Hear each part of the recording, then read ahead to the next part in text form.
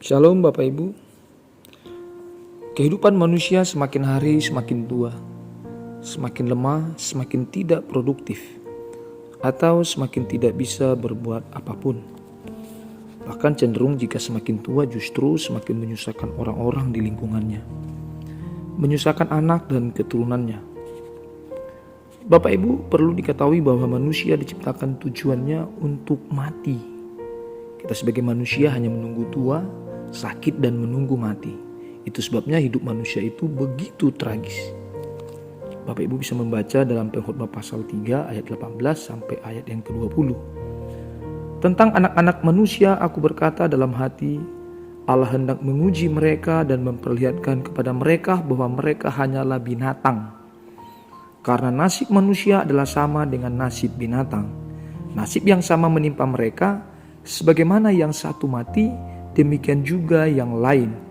Kedua-duanya mempunyai nafas yang sama, dan manusia tak mempunyai kelebihan atas binatang, karena segala sesuatu adalah sia-sia. Kedua-duanya menuju satu tempat, kedua-duanya terjadi dari debu dan kedua-duanya kembali kepada debu. Begitu tragisnya kehidupan manusia di bumi ini, Bapak Ibu Saudara. Sebab manusia hidup hanya menunggu waktu untuk menuju kematian. Manusia hidup hanya untuk mati. Jelas bahwa manusia ketika tidak memiliki Allah, ketika tidak takut Tuhan, maka manusia itu sama seperti binatang. Seseorang yang hidup tanpa Tuhan, maka dia seperti binatang yang ujungnya akan mati binasa. Manusia lahiriah adalah manusia yang terlihat oleh mata ini, semakin hari akan semakin merosot. Paulus menjelaskan bahwa biarlah manusia lahiriah itu semakin merosot, sebab secara natural pasti semakin rapuh dan semakin tua. Manusia lahiriah adalah kehidupan jasmani. Tetapi manusia batiniah mestinya diperbaharui dari waktu ke waktu setiap hari. Manusia batiniah adalah kehidupan rohani. Penekanannya adalah berpusat kepada kehidupan rohani yang justru membawa saudara bertemu dengan Tuhan di kekekalan. Tetapi justru ini menjadi sesuatu yang sulit dimengerti oleh banyak orang Kristen. Manusia pada umumnya sangat memperhatikan manusia lahiriah atau kehidupan jasmani. Masih berfokus kepada pemenuhan kebutuhan jasmani, sehingga tidak jarang orang rela melakukan apapun demi meraih sesuatu yang dianggap membahagiakan diri dan keluarganya, tanpa mempertimbangkan pikiran dan perasaan Tuhan.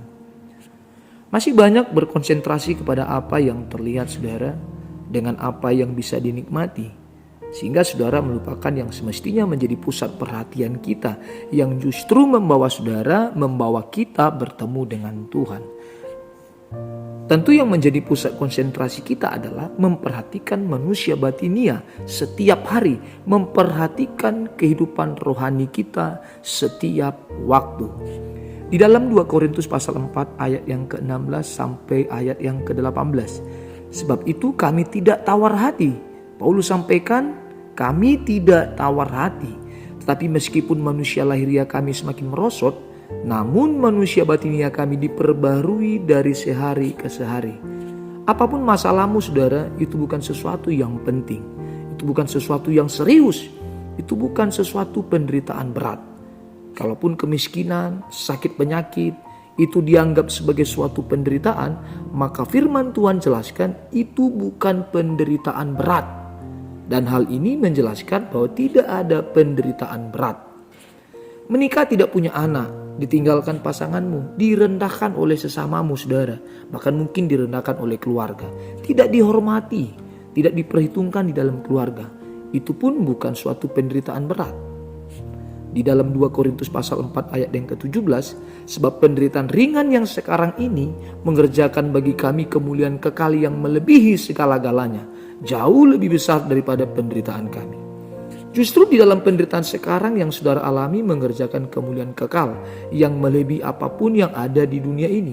So jangan khawatir saudara Bapak Ibu, sebab penderitaan yang kau alami sekarang bukan penderitaan berat, tapi Paulus sampaikan di dalam firman Tuhan itu merupakan penderitaan ringan.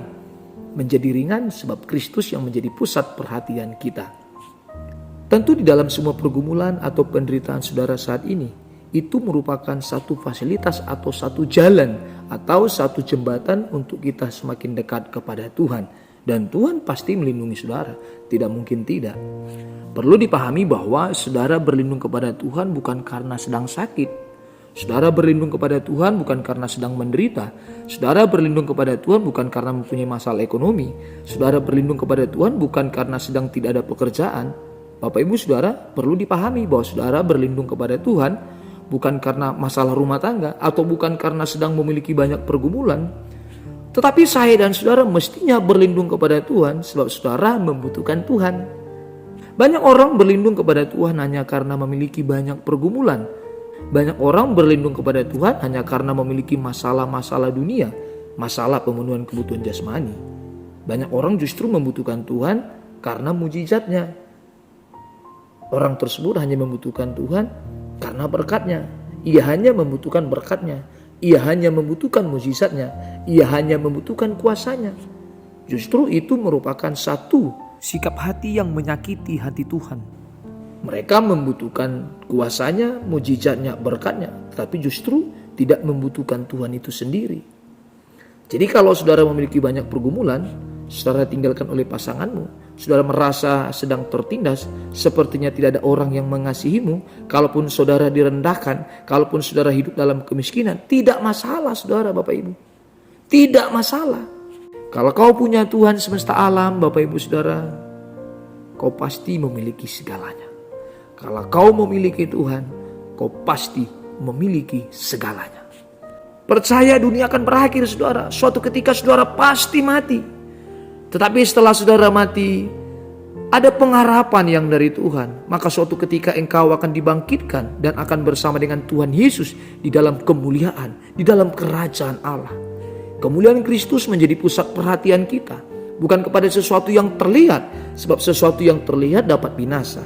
Sedangkan sesuatu yang tidak terlihat, kehidupan benar di dalam Tuhan itu mendatangkan kehidupan abadi. Mendatangkan kehidupan kekal bersama Tuhan di dalam kerajaan Allah.